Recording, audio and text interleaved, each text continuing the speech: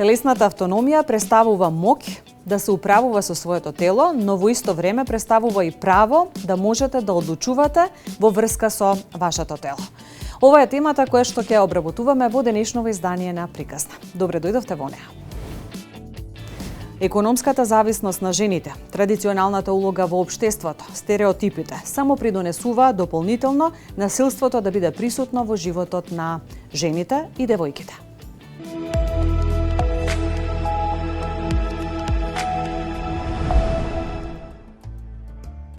Според Светската здравствена организација, сексуалното и репродуктивно здравје може да се дефинира како состојба на физичка, ментална и социјална благосостојба во однос на сексуалноста и репродуктивниот систем. Тоа подразбира позитивен пристап со почитување на сексуалноста со можност за безбедно сексуално искуство, како и со способност за репродукција и вклучување во здрави односи без принуда, дискриминација или насилство. Сексуалното и репродуктивното здравје е еден сегмент од животот на човекот што за секој е многу битен, како за мажот, така и за жената. И она што е денеска многу битно и за кое што ние се залагаме како специјалисти, гинеколози и акушери, е всушност дека треба да се сочува тоа сексуално и репродуктивно здравје во текот на целиот животен век. Тоа значи да и во младоста младите бидат сексуално образувани, да уживаат во сексуалните задоволства, да кога ќе посакаат се решат и формираат семејство, значи како пар и машкото и женското, да можат да родат потомство, да уживаат во семејството како една придобивка од сексуалното и репродуктивното здравје и во подоцнежните години исто така да си продолжат со активен сексуален живот и со нормално функционирање како индивидуи. Меѓународната конференција за население и развој го дефинира репродуктивното здравје како состојба на целосна физичка, ментална и социјална благосостојба, а не само отсуство на болест или слабост во однос на сите прашања поврзани со репродуктивниот систем, правото на мажите и жените да бидат информирани и да имаат пристап до безбедни, ефективни, достапни и прифатливи методи за планирање на семејството по свој избор.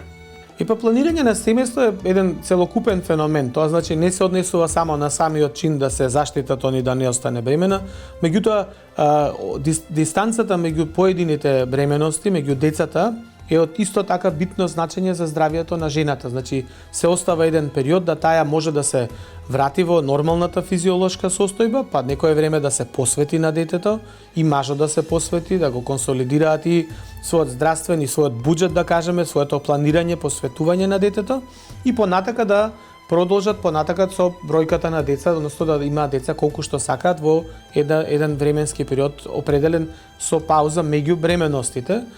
Од аспект на жената тоа е многу битен феномен, пошто да не заборавиме, бременоста е всушност таа е нешто што се случува кај жената. Меѓутоа, водењето сметка за контрацепцијата и планирањето на семејството мора да е одлука што ќе ја донесат двојцата партнери.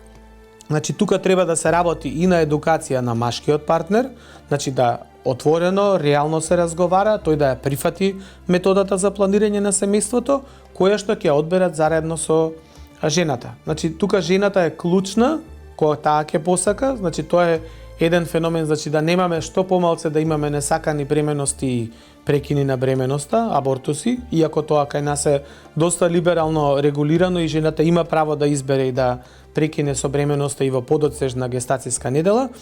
Репродуктивното здравје подразбира дека луѓето имаат задоволувачки и безбеден сексуален живот.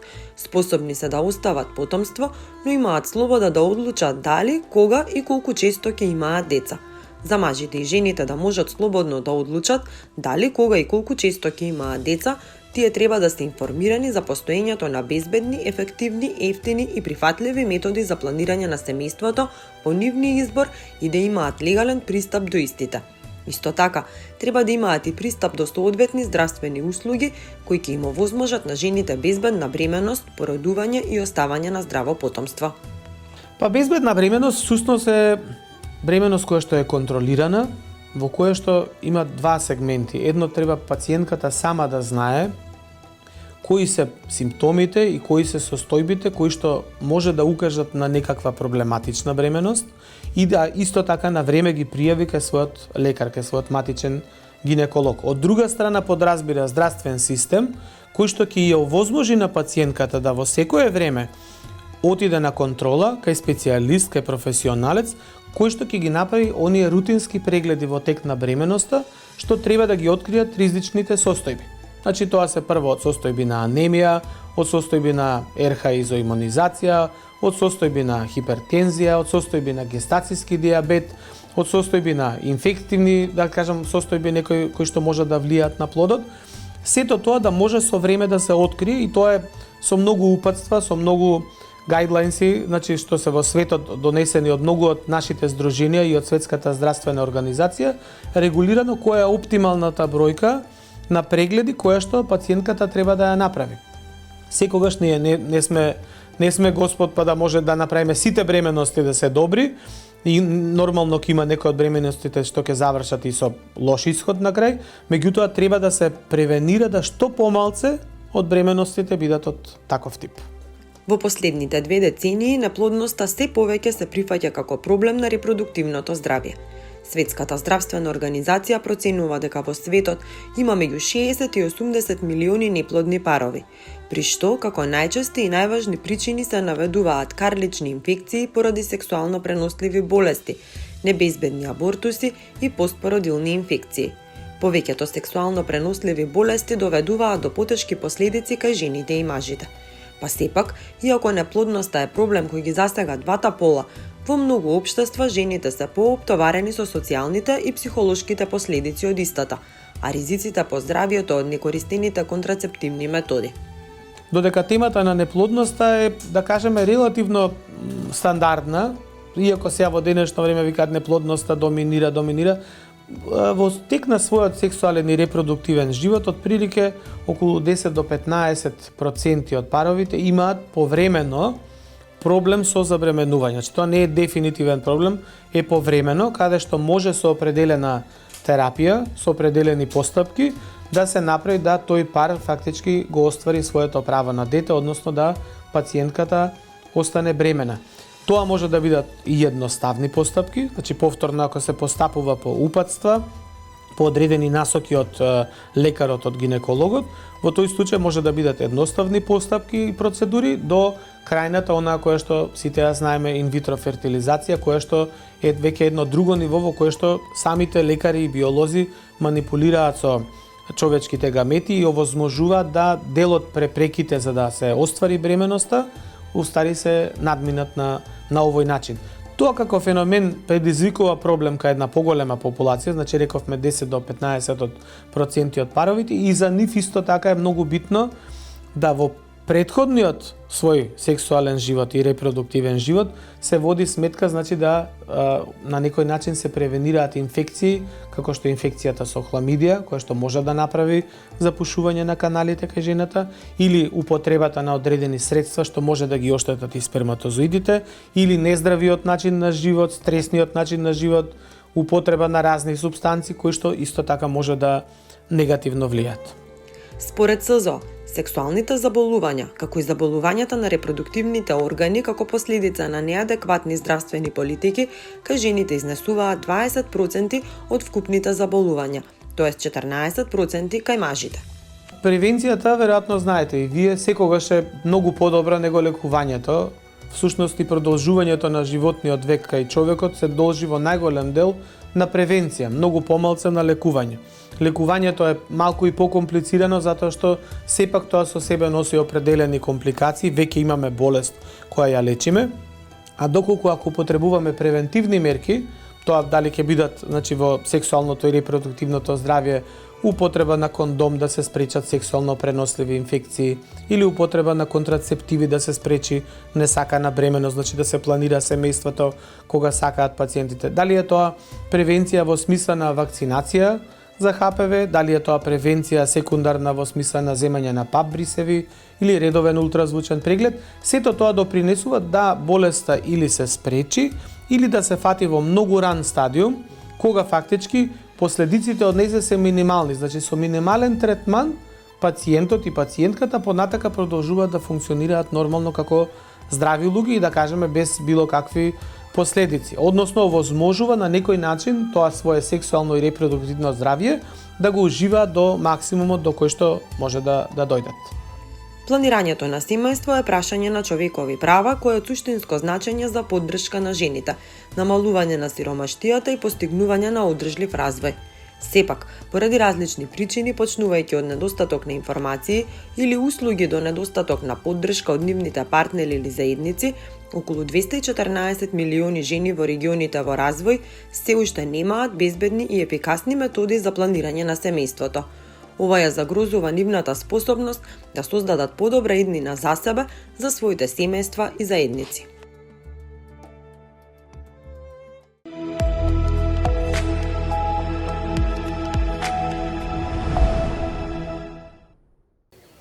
Зошто е важна телесната автономија и како девојките и жените да научат да управуваат со нивното тело? Благодарам на поканата. Телесната автономија е неразделно поврзана со телесниот интегритет. Всушност, тоа представува основа на човековите права. Секоја девојка или жена има право да одлучува за сопственото тело. Сега, телесната автономија е всушност нераскинлив дел на родовите политики. И затоа, ако се стремиме да создадеме општество во кое што жените ќе бидат еднакви, како во граѓанскиот, општествениот сектор, во политиката, економски, социјално, секогаш овие прашања треба да бидат дел од правењето на политики. Понатаму, сексуалните, репродуктивните права на девојките и на жените всушност исто така се нераскинлив дел од родовите политики. И практично тие треба да бидат основа за сите девојки и жени да имаат сеопфатен пристап кон примарната здравствена заштита, која што понатаму ќе обезбедува и адекватна родова еднаквост. Практично примарната здравствена заштита на девојките и жените е обврска на секое општество и на таков начин ќе се обезбеди родовата еднаквост. Во тој правец може да го споменам и ангажманот на Фондот за население на Обединетите нации, кој последните години посебно во соработка со нашите институции направи огромен исчекор. Не само во легислативата, бидејќи последните години навистина сме во чекор со сите држави во светот во смисла на донесување на закони кои ја тангираат родовата еднаквост. Меѓутоа и во смисла на градење партнерства и политики. Например, конкретен пример. Пред последниве неколку месеци функционира проектот за мобилните гинеколошки амбуланти, каде што се пружа примарна здравствена заштита на жените кои што немаат секојдневен пристап кон гинеколози. На таков начин се обезбедува заштита на сексуалното и репродуктивното здравје преку навремени прегледи, превентива и третман. Што значи дека сите аспекти на телесната автономија и на сексуално и репродуктивно здравје се исклучително важни во креирањето на родовите политики. Кога зборуваме за родовите политики, кога зборуваме за сексуалното и репродуктивното здравје, како да ги разбиеме табуата кои што се поврзани со нив, а при тоа да им помогнеме на жените и девојките да ги разберат своите права во поглед на сексуалното и репродуктивното здравје?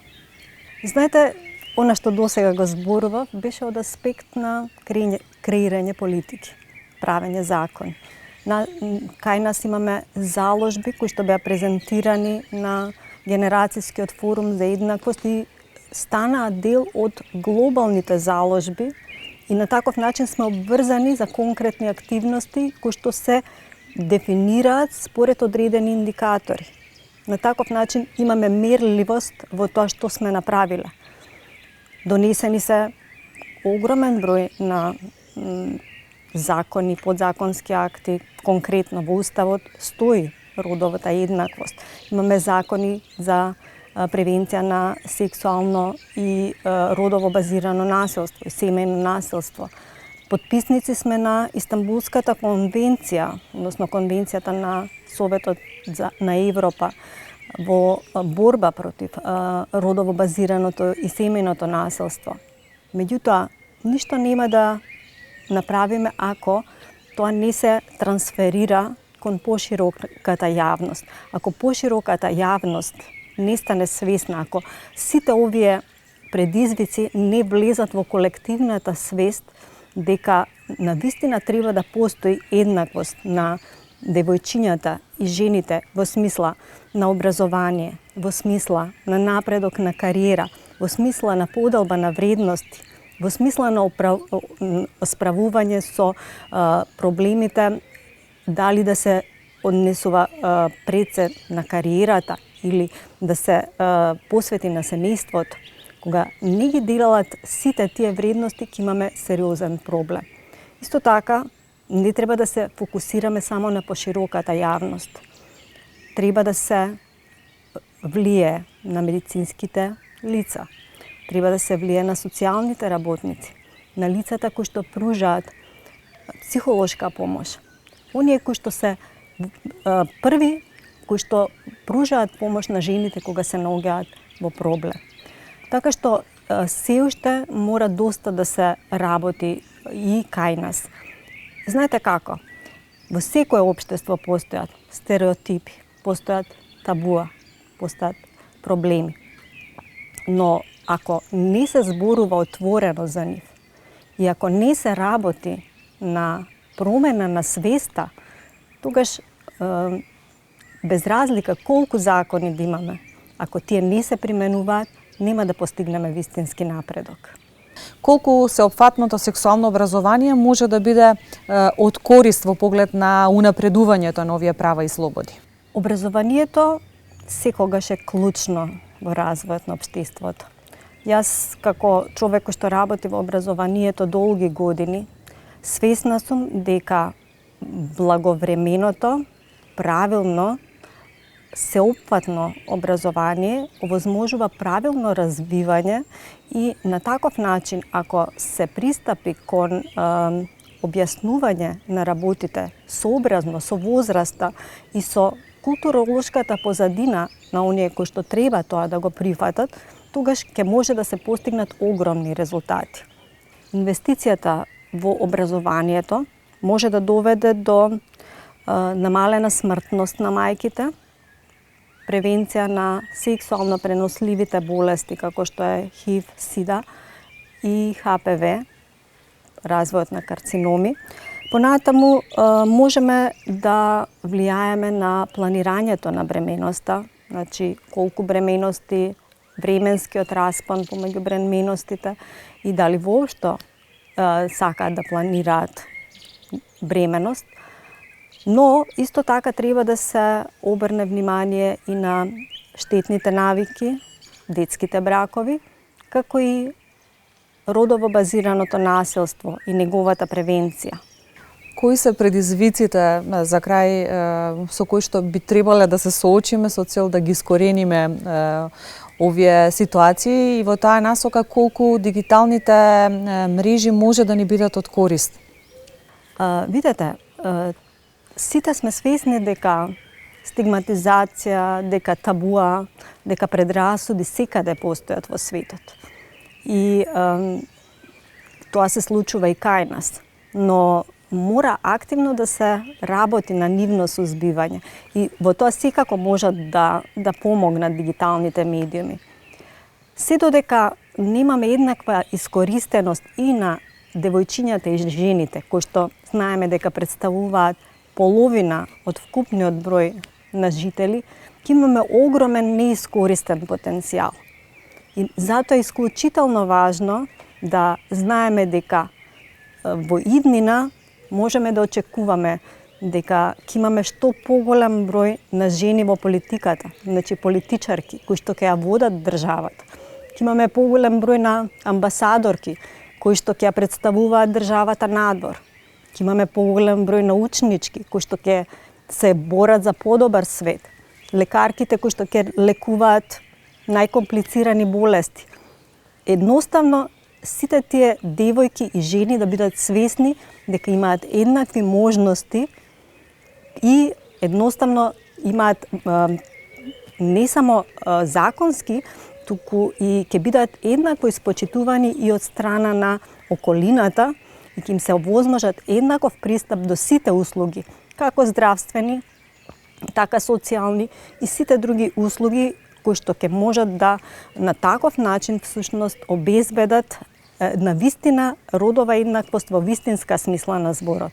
А ако ние во сегашноста вложуваме во развојот на свеста за родовата еднаквост, ќе оставиме подобро општество за идните генерации, каде што ќе има помала шанса за појава на стигма, на предрасуди и на таков начин ќе се обезбеди во вистинска смисла општество каде што имаме еднакви можности за учество на сите подеднакво. Би сакала само да го издвојам уште примерот со STEM областите каде жените од нашиот регион се во лидерска позиција. Може би тоа треба да биде некоја светла точка која што би требало да се следи и на тој начин да се влијае позитивно во поглед на уривањето на стереотипите кон успешноста на жените во одредени професии, тоест во сите професии. Она што е интересно, кај нас, за среќа, ние сме една од водечките земји по учеството на жените во науката. Ние минатите години имавме, по повод Денот на жените во науката, имавме неколку настани и некаде околу 52 до 53% од научниците се жени. Но со една мала задршка. Станува збор за почетните фази во кариерата. Она што сакам да го потенцирам и го споменав предходно. Секој пат жените прво и основно треба да имаат можност да балансираат помеѓу кариерата и семејството, а вториот дел е да им биде овозможено од страна на нивните колеги еднаква партиципација во лидерските позиции. Значи, кога имате маж и жена на иста позиција, жената е секогаш помалку платена. А кога имаме можност за напредување, секој пат полесно избиваат мажите на површината. Така што самото тоа што имаме голем број на жени научнички покажува дека постои капацитет кој што може да се искористи. И навистина би било штета да тој не остане неискористен. Во таа насока може би убаво да се охрабрат примерите на мажи кои што земаат трудничко боледување за да бидат вистински партнер во семејството и на тој начин да ги градат тие релации и на тој начин да се влијае на промената на перцепцијата на јавноста. Има и еден исто така сличен момент во последниот период. Една од моите заложби е да се обезбеди можност за и татковците да бидат дел од боледувањата во болниците, бидејќи во моментот не е дозволено, освен мајките, никој да остане со детето во болница. Така што и тоа би било еден чекор напред во тој правец. И може би уште програмите за менторирање на жени, бидејќи тие се добра практика на светско ниво, кои што овозможуваат поддршка на сите жени кои што би бирале кариера во иднина, а се оневозможени да се развиваат благодарение на сето она што им се случува. Точно, и тоа е еден од начините. Скоро имавме настан заедно со мрежа на жени од нашата држава и од Грција за стимулирање на предприемништвото кај жените. И навистина имаше огромен интерес, особено околу тоа како да се спроведуваат тие менторски програми и имаше навистина огромен интерес и од страна на менторите и од страна на оние кои што сакаат да бидат менторирани, така што гледам позитивен процес на промени во овој поглед и верувам дека има голем број на жени кои што навистина сакаат да успеат и во кариерата и на таков начин всушност да влијаат на подобрување на односите во смисла на промовирање на родовата еднаквост. И може би тука клучен фактор ќе биде економската независност, бидејќи таа е една од стапките или нивоата во поглед на независноста на жените. Основен проблем може би кога да зборуваме за случај за родово базирано насилство една од причините за кои што жените не се решаваат да го напуштат семејството во кое што се жртви на насилство е веројатно економската зависност. Пред 2 години за време на локдаунот имавме заедно со Министерството за труд, со Министерството за внатрешни работи, UNFPA, имавме проект за да ги стимулираме жените да пријавуваат родово базирано насилство, бидејќи знаете во тој период на карантин имаше многу повисок процент на жени кои што беа жртви, не само жени и деца, во многу мал процент мажи. Меѓутоа, она што дојдовме до заклучок дека имаше огромен број на пријавени случаи на насилство, меѓутоа за жал многу малку се осудува да напуштат таа средина во која што беа жртви на насилство. Така што пак ќе се вратам на она. Ние имаме легислатива, имаме волја да помогнем, меѓутоа треба да се промени начинот на размислување, да се охрабрат девојчињата и жените за да имаме во вистинска смисла родова еднаквост.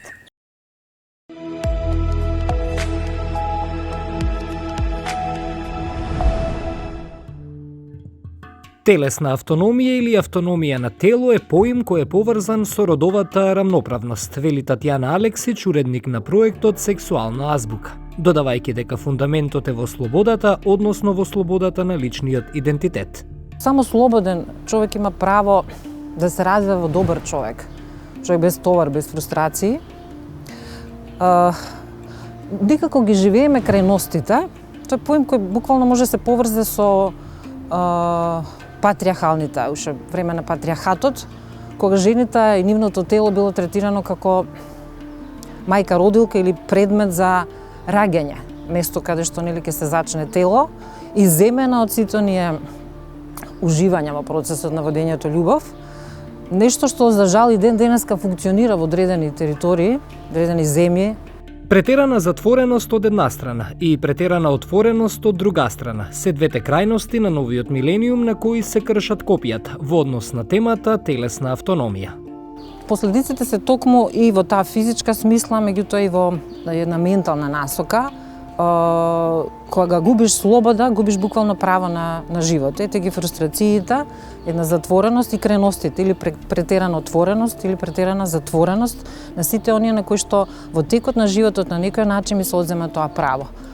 Дали е насилство врз жената, силување на жената, дури се смета дека и насила и кога во една врска некој од партнерите инсистира на сексуално задоволство, другиот не сака. Значи, толку е суптилна таа тема, што ете ги последиците, еден нерамноправен однос кон култот на телото, кој не треба да се сведе само на физички изглед, туку на здравието на телото. И правото да се владее, да се соработува со потребите на собственото тело. Абортусот е последица. Според Алексич треба да се најде причината како да не се дојде до последицата. Спречувањето на абортусот почнува во зародишот на генезата на развојот, на воспитувањето на децата, подеднакво и машките и женските деца. Значи и момчињата, без оглед што немаат матка, треба да имаат одговорноста и култот кон девојките со кои што понатаму во животот ќе имаат сексуален однос. За жал го имаме приоритетот во малолетнички абортуси, за жал, и тука кај нас во Македонија, тоа беше и основата, идејата да ја сработам емисијата Сексуална азбука со докторски тим на стручни професионалци. Ако се забрани абортусот како последица на несакана бременост, ќе се дојде до илегален абортус и туристички абортус, што е исто уште поголема опасност. Затоа треба едукативно се влие врз младите и она што го повторам постојано, да не брзаат. И на децата им велам, не брзајте, полека, прво теорија па пракса. Затоа што непријатно сексуално искуство влие врз здравјето, врз сексуалното здравје на младите луѓе, тоа е многу битно. Многу е битно за суштината и како понатаму ќе се третираат и ќе дозволат да бидат третиране. Ете базата, фундаментот на автономија на телото. Значи да буквално да си свесен дека твоето тело страда. А исто и обратно, кога веќе зборуваме за рамноправност, ете јас сум мајка на машки деца, на синови и секогаш сум ги воспитувала, имаат култ кон девојчињата, дека имаат иста, буквално еднаква одговорност ако дојде до забременување на девојката. Кога абортира едно девојче, абортираме сите, буквално цела држава. Борбата со предрасуди е голема борба. Ги има секогаш и секаде, дури и во најсовремените општества, вели за крај Алексич. Кај нас се уште функционираат и вербалните сексизми. За разведена жена ќе го слушнете терминот распуштеница, еден погрден термин. Разведен маж никош не е распуштеник, тој е разведен. Исто и за јалова жена, јаловица, нема да го слушнете тоа. И секогаш е товарот врз грбот на жените во таа насока. Крайностите, повторно ќе кажам, се опасни, тие го прават хаосот во системот, во сите. Така исто, ако младите девојчиња пред време влегуваат во интимно однос, последица на тоа се несакана бременост. Во позрели години размислуваат дали ќе имаат услови, материјални услови да чуваат едно дете, на крајот се сведува да жените на зрела возраст, во зрели години решаваат да раѓаат кога можеби веќе не можат. И така работите тектонски се пореметени. Пак ќе кажам, генезата е во минатото, низ историјата. Жената е предодредена, незиниот биолошки часовник си чука. Мажот може да направи деца и на 70, на 80 години како Чарли Чаплин. Меѓутоа жените не. Затоа треба да има систематско. Државата е таа која треба работите да ги намести за да не дојде до овие појави. Кога работите би оделе добро, во таа насока дека една жена може да заврши факултет или на 22-23 па да магистрира ако има амбиции, барем 3 години да има привилегија тоа дете да е чувано дома, а таа да не оди на работа како во Швајцарија што е. Градинките се тука, сите тие услови, мажот да работи под некој. Значи ние се чувствуваме сите еден хаос, да многу често мажот губи работа, жената мора да оди на работа.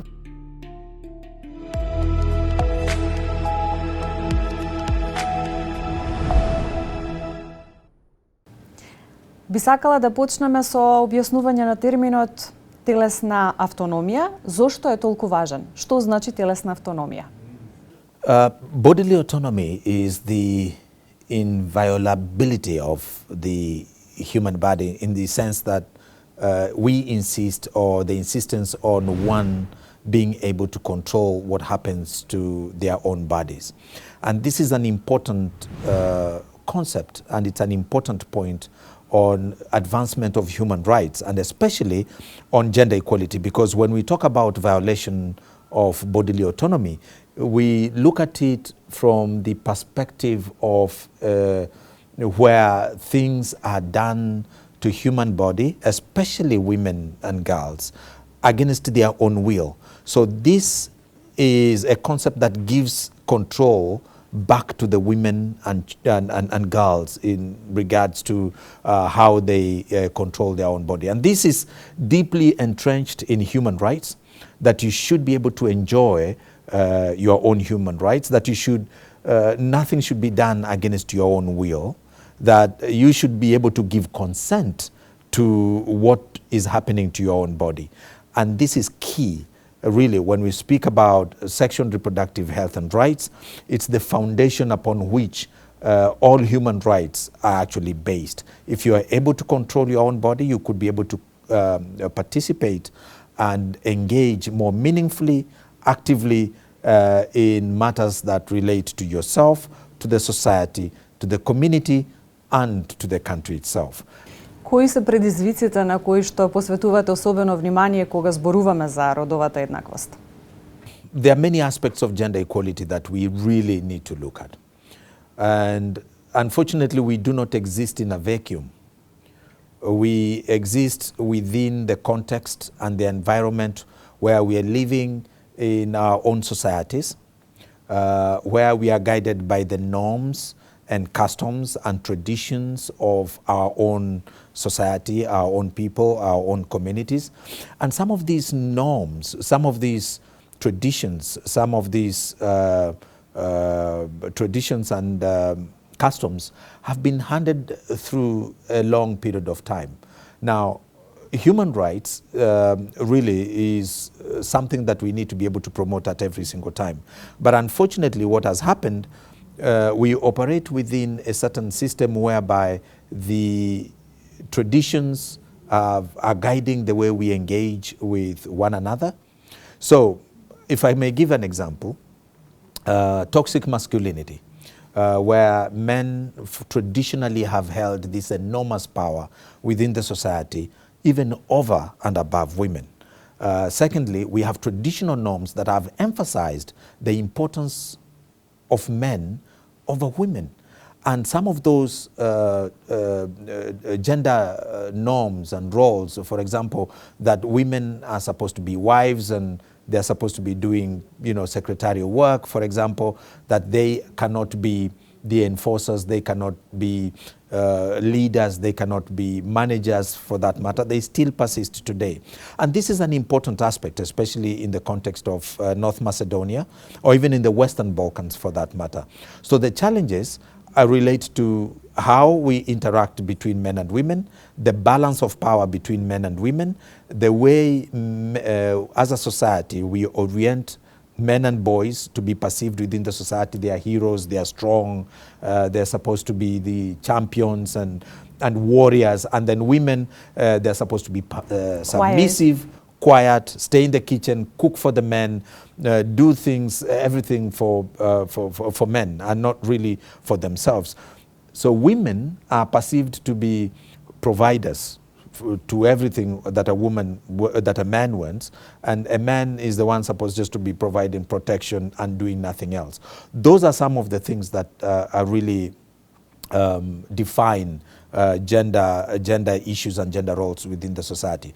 And what has happened, this has emphasized, and some of the men have taken this over to loading it over women, and also exercising this power in such a way that they manifest it in violence, and they hit women, or whether physically or also emotionally. They've meted out violence against women and girls, and this is something that has been going on for a long time. And I'm giving an example of violence because this is an important issue.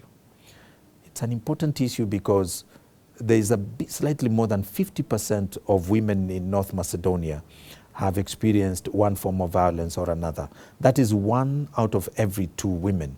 This is unacceptable in today's world. Nobody is born and becomes and begins to discriminate against others. Discrimination, gender inequality, it is learned. The systems perpetuate these things. People are taught to discriminate against others. That is how they learn it, either consciously or unconsciously. So that means what we have to do, and that is what UNFPA is doing, the entire programming, is for us how to ensure that those issues are unlearned, that people understand that violence against women is not right, that women are equal to men when it comes to enjoyment of human rights, and that we really need a society that is tolerable and that tolerates whatever views and perspectives of other people. Ги споменавте превентивните прегледи кои што како проект ги реализиравте во текот на изминатиот период. Какви се можностите за проширување на овие прегледи за ранливите категории на девојки и жени кои што треба да имаат прилика да имаат остварување право на здравствена, сексуално и репродуктивно здравје? First and foremost, let me thank the government of North Macedonia for being extremely proactive in supporting the sexual and reproductive health, but also just the gender equality and empowerment of women. We've had great successes recently, where a few investments that have been made both by the government and the international community. UNFPA was one of them, where we were able in a very short period of time to reduce maternal mortality almost by half within 2 years. We were able to reduce. That is a huge success because honestly, it never happens anywhere that you can reduce maternal mortality almost by half in such a short period of time. North Macedonia was able to do it. So I want to thank the government and the partners who contributed to those efforts. And secondly, I also want to thank the government because they were able to advocate for issues of sexual and reproductive health for women and girls. And we have great champions. I'm not ashamed to say that the presidency has been very supportive. I also want to also specifically mention the First Lady, Elizabeth Pendarovska. I think she has done tremendous job in being a role model for especially girls, being a professional woman, a professor, a doctor, but also at that level where she's able to engage with girls and women, but also as a champion of persons with disability and especially young people with disability. And I think that's part of the second question that you raised. Currently, we have we've been able to support the government to set up mobile clinics. Mobile clinics, while the ratio between the medical profession and the population is not so bad, the distribution of the same is not very good. There are certain places where the ratio is really 1 to 10,000 or whatever it is. But now with the mobile clinics, and specifically targeted at the vulnerable groups, those in the rural areas, persons with disability, women with disability, also targeting youth for purposes of getting information, targeting also the LGBTQ community so that they can also be able to get the relevant information. We've been able to do something that had not been done for a very long time, making interventions that directly affect the lives and health of people. And the government, why I am being very generous to the government is because they've also integrated these mobile clinics as part of their own system. And for questions of sustainability, that is important, so that they take it also up even after the project ends. They are able to continue providing those services and financing for the same, and being able to reach out to as many people as possible, especially women and girls. Над 60% од несаканите бременности завршуваат непланирано, па дури со последици врз здравието, односно врз животот на потенцијалните мајки. Ова го истражуваме денес во ова издание на Приказна.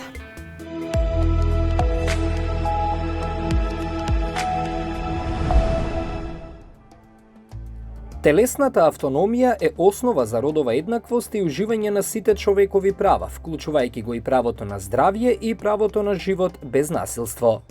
Телесната автономија е релативно нов термин за кој што многу се зборува, значи тоа е правото на жената на изборот на раководење со нејзиното тело, со нејзиниот изглед, со нејзините женски репродуктивни права. Сексуалниот чин без согласност на жената е сексуално насилство кое треба да се препознае. Па во случај на тоа е за среќа релативно ретка појава, колку што вака можеме да видиме, иако имаме голем број од случаевите кои што се непријавени. Во нашата земја, во Македонија, има неколку центри за упатување на жртви од сексуално насилство. Јас лично ги охрабрувам, имаме и стандардна оперативна процедура, која што е усвоена од владата на Македонија, во која што точно е назначено каде треба и кој треба да ги обавува овие, да кажам, испитувања и овие прегледи. И тука треба да се вмрежени, значи професионалци од лекари, од соодветно значи обучени инспектори, јавен обвинител и специјалист по судска медицина, за да пациентката ги добие сите медицински потреби, значи за да се заштити од сексуално преносливи инфекции, од несакана бременост, од пренос на вирусот на ХИВ, меѓутоа во исто време да се обезбедат и докази, доколку сака процедурата да се заврши по судски пат, односно да се казни сторителот. Во многу земји, сексуалниот чин без согласност на брачните партнери не се препознава како насилство. Моќта жените да имаат контрола над сопственото тело е поврзано со контролирањето врз другите животни сфери. За жал, многу луѓе, особено жени и девојчиња, се соочуваат со загуба на телесен интегритет и автономност. Економското насилство е форма на насилство која многу малку се зборува во медиумите. Можам да кажам дека не знам на што се должи тоа, затоа што навистина во последно време зема голем замав покрај останатите форми кои се малку попознати за јавноста, како што се психолошкото, физичкото и сексуалното насилство. Можеби затоа што се многу испреплетени меѓусебно, тоа е форма на насилство која е многу суптилна, па и тешко се препознава, некогаш и самата жртва всушност и не знае дека е жртва на економско насилство. Отсуството на телесна автономија има огромни последици кои ги надминуваат физичките повреди на жените и девојчињата. Тоа може да ја намали економската продуктивност и да придонесе до дополнителни трошоци во системите на здравствена заштита. Речиси половина од сите бременности, вкупно 121 милион секоја година низ целиот свет, се ненамерни. За погодените жени и девојчиња, репродуктивниот избор кој најмногу го менува животот, дали да забременат или не е воопшто избор, објаснува извештајот за состојбата на светското население за 2022 година, објавен од UNFPA, Агенцијата за сексуално и репродуктивно здравје на Обединетите нации. На глобално ниво, околу 257 милиони жени кои сакаат да избегнат бременост не користат безбедни современи контрацептивни методи, додека пак во оние земји за кои постојат достапни податоци, речиси четвртина од сите жени не можат да кажат не на сексот. Над 60% од несаканите бременности завршуваат со абортус и се проценува дека 45% од сите абортуси се небезбедни. Небезбедните абортуси хоспитализираат околу 7 милиони жени годишно на глобално ниво и предизвикуваат 5 до 13% од сите смртни случаи на мајки, што е една од водечките причини за смртност на мајките. Несаканата бременост не е нужно личен неуспех и може да се должи на недостатокот на автономија, што ја дозволува општеството или на вредноста кои како животен избор ги имаат жените. Секој поединец треба да има можност за телесна автономија. Верувам дека советите кои што денес ги добивме од оваа емисија ќе бидат добре дојдени. Довидување до следната приказна.